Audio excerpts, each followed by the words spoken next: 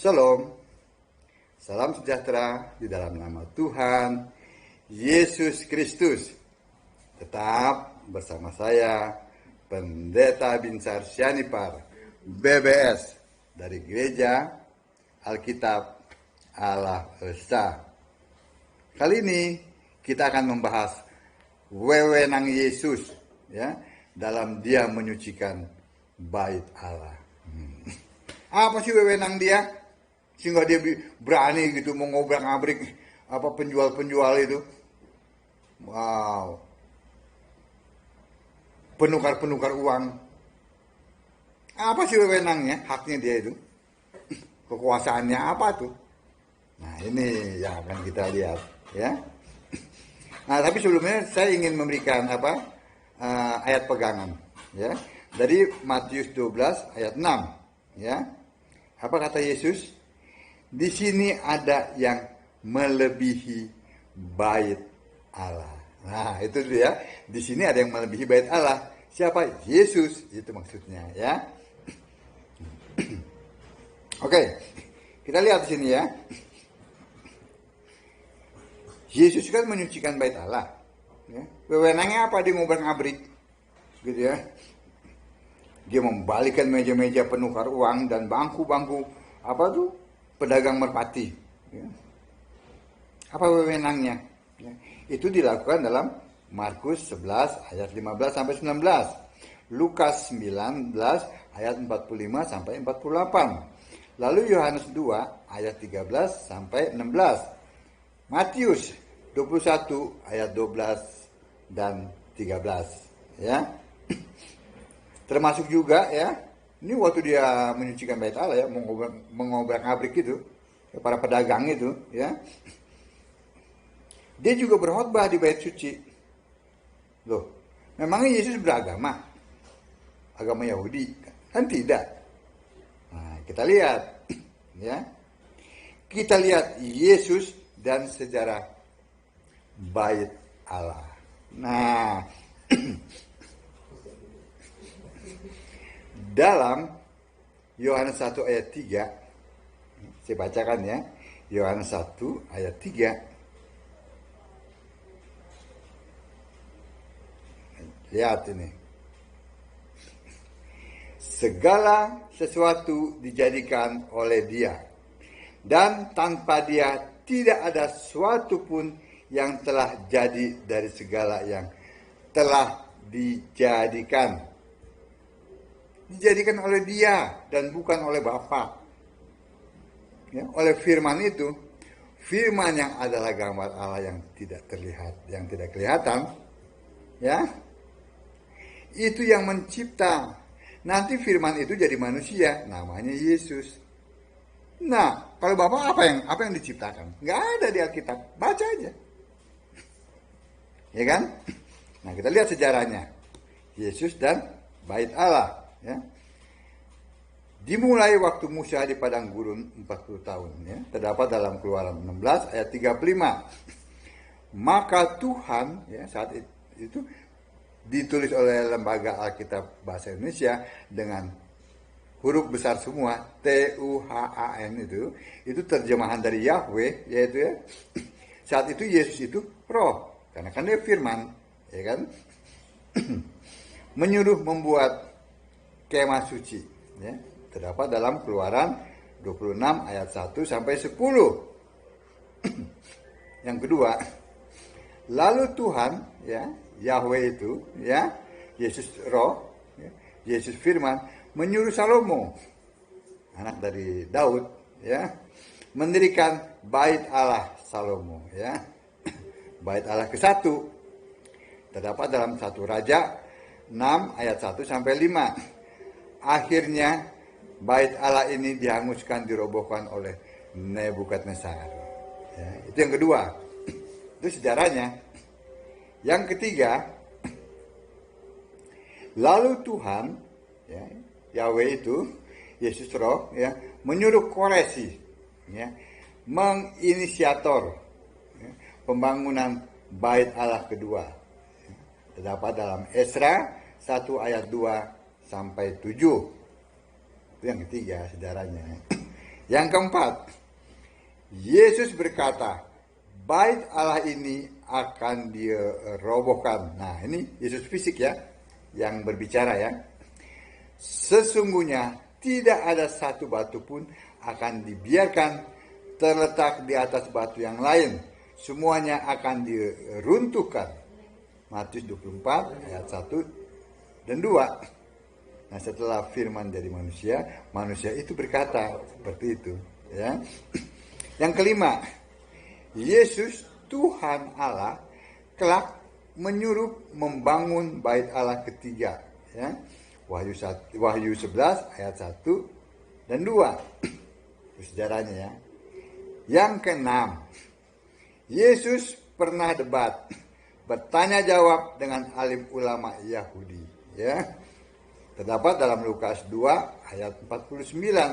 Untuk pertama kalinya Yesus berkata, ini waktu dia umur 12 tahun ya, aku harus berada di rumah Bapakku. Maksudnya bait Allah itu, ya, rumah Allah, ya, terdapat dalam Matius 12 ayat 4. Itu yang keenam. Yang ketujuh, Yesus berkhotbah. Dia mengajar di bait Allah. Ya, terdapat dalam Lukas 20 ayat 1. Bahkan membaca Alkitab juga ya, dalam Lukas 4 ayat 16. Itu sejarahnya ya. Lalu kita lihat Yesus dan wewenangnya terhadap bait Allah. Ya. Yang pertama, Yesus yang punya wewenang membangun rumah Allah sejak kemah suci, kemah suci waktu Musa itu, ya. Bait Allah ke-1, ke-2 dan ke-3. Ya, itu wewenangnya. Yang kedua, Yesus yang punya wewenang dan mengizinkan bait Allah dihancurkan. Nah, bait Allah dihancurkan diizinkan oleh Yesus. Bait Allah kedua menjadi kenyataan dihancurkan pada tahun 70 Masehi. Ya. Jadi Yesus mati tahun 33 ya. Lalu 30 tahun 37 36 tahun kemudian bait suci itu dihancurkan oleh tentara Romawi di bawah Jenderal Titus. Matius 24 ayat 1 dan 2. Itu menjadi kenyataan apa yang Yesus katakan. Ya. Bahwa tidak ada satupun batu yang akan tergetar. Nah, itu kan. Yang ketiga, Yesus punya wewenang menyucikan bait Allah. Ya, terdapat dalam Matius 21 ayat 12. Yang keempat, ya, karena dialah yang menciptakan, ya, yang menyuruh, ya, membuat bait suci, ya. Maka Matius 12 ayat 6, Yesus berkata, di sini ada yang melebihi bait Allah. Maksudnya dia sendiri. Karena dialah yang menyuruh membangun bait suci. Nah, kelar kan? Simpel kan? Simpel. Karena yang tidak ada satupun, ya, seperti yang tadi kita baca itu, dalam Yohanes 1 ayat 3, segala sesuatu dijadikan oleh dia, oleh firman, yang nanti kelak bernama Yesus, waktu jadi manusia. Segala sesuatu dijadikan oleh dia, dan tanpa dia, tanpa firman itu, dia, ya, tidak ada sesuatu pun yang telah jadi dari segala yang telah dijadikan. Yang dijadikan apa? Dalam Kolose 1 ayat 16, ya. Ini yang mencipta firman, bukannya Bapak. Mana tuh Tritunggal tuh? Ngomong enak aja, ngajar sembarangan, nggak pakai Alkitab lagi. Nih ayatnya, Kolose 1 ayat 16. Karena di dalam dialah telah diciptakan segala sesuatu yang ada di sorga. Itu firman yang mencipta.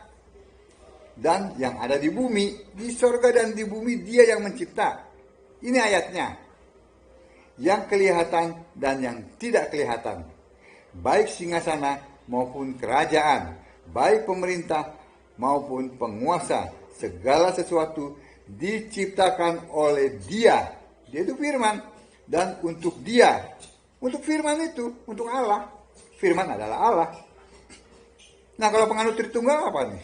Siapa mencipta? Bapak. Bapak lagi, Bapak lagi. Bapak kok diagung-agungkan. Allah itu namanya Yesus. Tuhan Allah itu Yesus Kristus. Ya.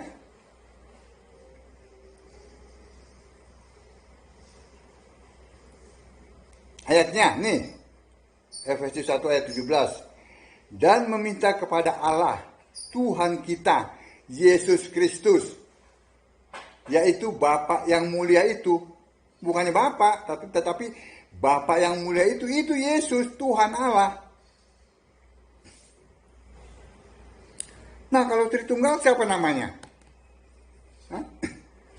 Punya 3 Allah, 3 biji Allah, tapi nggak ada namanya. Lalu si Bapa siapa namanya? Masa iya nama Allah Bapa dan Anak dan Roh Kudus? Tidak, nama Allah itu Yesus Kristus. Itu tuh ayatnya. Nah, kalau Bapa siapa lagi namanya? Nggak ada kan? Si Anu. Para penganut Tritunggal, siapa nama Allahmu? Oh, si Anu. Kenapa si Anu? Oh iya, karena nggak ada namanya. Allah kok nggak ada namanya? Manusia aja punya nama. Ya kan? Nah, jadi jelas bukan? Yesus punya wewenang pada saat dia menyucikan bait Allah. Dia juga punya wewenang pada saat dia menyucikan diri kita. Bukankah tubuh kita ini adalah bait Allah?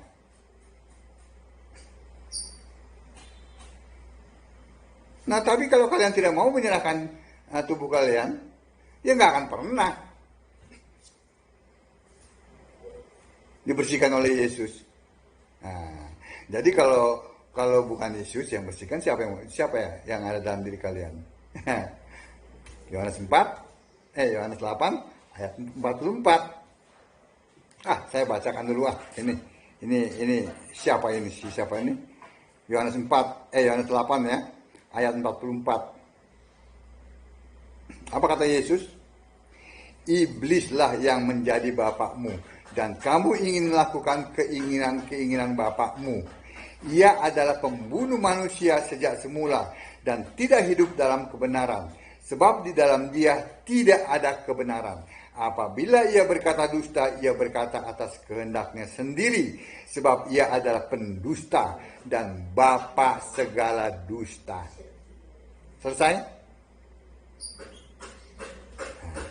Jadi Bapak Ibu yang dikasihi oleh Tuhan Yesus Kristus, yang pikirannya sudah dibukakan ya oleh Yesus karena menyembahi satu-satunya Allah yang benar, yaitu Yesus Kristus, ya, kita bisa melihat sekarang perbedaannya ya, antara orang penyembah Yesus ya dengan orang penyembah Tritunggal. Beda. Ya. Kita begitu mudah memahami Alkitab karena pikiran kita dibukakan sehingga kita mengerti kitab suci. Dibukakan oleh Yesus. Sembah Yesus sebagai satu-satunya Allah yang benar. Shalom.